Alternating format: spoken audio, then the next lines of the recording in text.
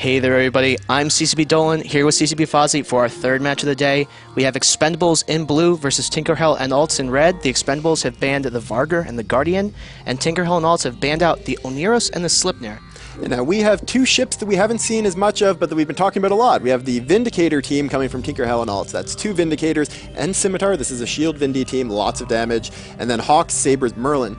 Expendables has brought our first Tengus. So we've got three Tengus, Basilisk, Saber, and some Merlins and Maulises.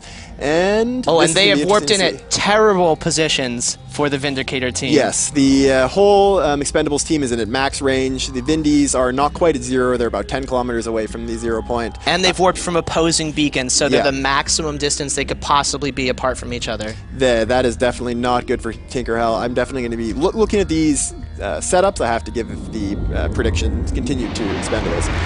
Alright, so we're now seeing the match start. These Vindicators are going to be moving faster than your average Vindicator, as we see one of them going 5k for just a second there, as he got going with an overheated micro warp drive.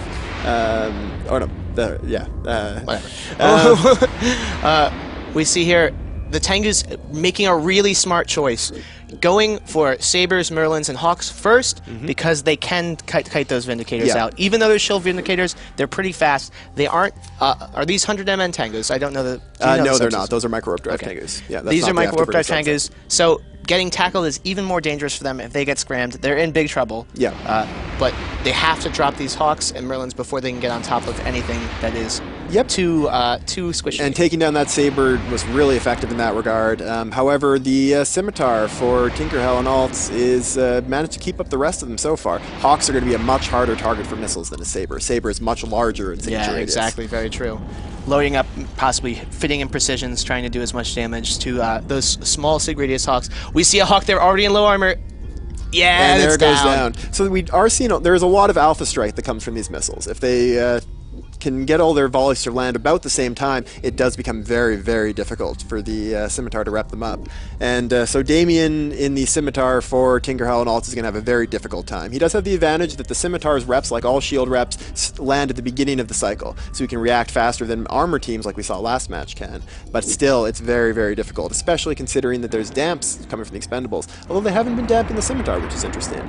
They may just be trying to worry about those tackle and hoping that they can just out-damage and out-alpha that Scimitar's reps. I'm a little confused. It might be hard to view from you, but we have a slightly different view. The piloting from some of these Vindicators sort of confuses me. There were a couple times earlier when they could have just switched directions very quickly and gotten a web down on one of the Tengus, but it wasn't the Tengu they were focusing on. It was just a Tengu that was near them. Yeah, if they can catch a web on one of these Tengus, it'll be down very quickly. As we see Damien's Scimitar for Tinkerhell and Alts taking a lot of damage. He is repping, but I don't think it's going to be enough over time. That being said, if we see some webs on one of the Bassies, or on the Bassie. But we've got Hard SP, the captain for Expendables, in his Tengu, is very close to these Vindicators. They've managed to get right into him. If they can get a web on him, then they'll be able to take him down very fast. The problem is so these Vindicators are making a crucial mistake.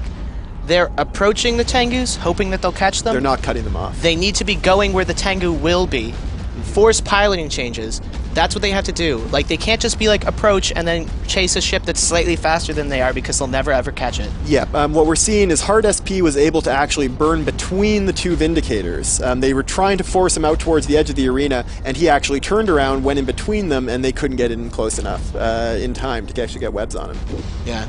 Very strong piloting from these Tengus. The Tengu, I will say it, I feel like it's one of the hardest ships to fly in the tournament. Especially the 100 MN ones. Yes. These micro warp drive ones have the advantage of being much, much more maneuverable. Yeah. They do get shut down by scrams. That being said, though, they've killed almost all the tackle. And now that Simi is down, now that Damien's Simi is down for Tinkerhell, that last Merlin's going to disappear fast, and we're going to see a very clear win for Expendables. Yeah. The one Vindicator actually chased down a Maulus. So the one Maulus that we've seen down for Expendables was killed by a Vindicator.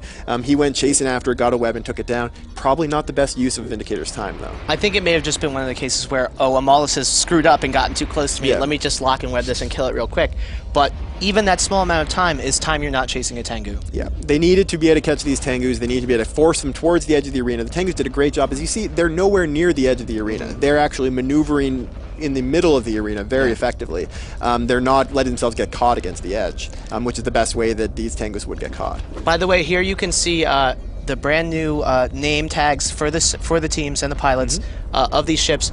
We have to thank CCP Veritas for adding those. They're wonderful. I really like them. And the distance notification underneath them is actually the distance from the beacon. So if you see that get to 125 or 124, be prepared for an explosion to occur almost immediately afterwards. Yes.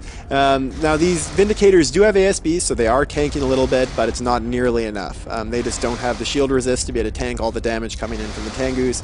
And so we're going to see the first Vindicator of Tinkerhell, the captain of Tinkerhell and all. Actually, it's not the captain, but one of the leaders of the Nocturnal team, Tinkerhell and alts. Perhaps he was multi-boxing all of these characters. Very if possible. They are all his alts. If so, that may explain a few things. But well, if so, then he's one of the best pilots I've ever seen. But it's still hard to beat 8 people as one person. I don't know if I could handle that.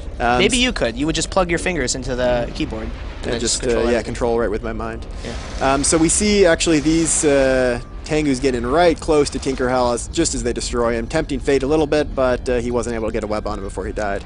And now 4.5 minutes left, and just one Vindicator. He will die before the time is up, and we will see a very I think these Tengus could maybe even just man mode him and just all approach. Just all get right in and start bumping him. Possibly, although I wouldn't want to. It's very risky. At this point, there's also the issue that they have to fight another match today. Oh yeah. So keep in mind, these guys have to show up towards the end of the day today and fight another match. They don't want to be losing the skill points from one of these Tengus. They want to keep the option open without losing any of the Tengus in this match, assuming that they don't, which unless they screw up with the piloting, they'll be fine. They're going to keep all their skill points intact and be able to use a similar setup or even the same setup towards the end of the day if they want to. And for pilots looking to maybe fly Tengus in the future, there is always the option to eject just before you die.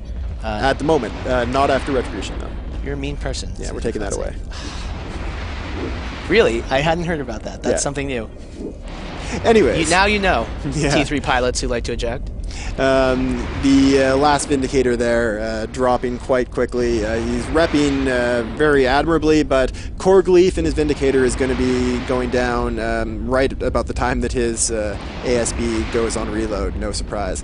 For anyone who's just tuned into this tournament, not really familiar with what an ASB is, it's a shield booster that repairs the shields of a ship, but uses special charges to do so. And once those charges run out, it takes a whole minute to reload. Whoa, boundary violation. A little present for actually CCP Veritas today, not CCP Shriegs. So we have a new Guardian of the Edge of Glory, and with that, the Expendables are going to be moving on and fighting another match later today with good fights in local. We have a little smack. Oh.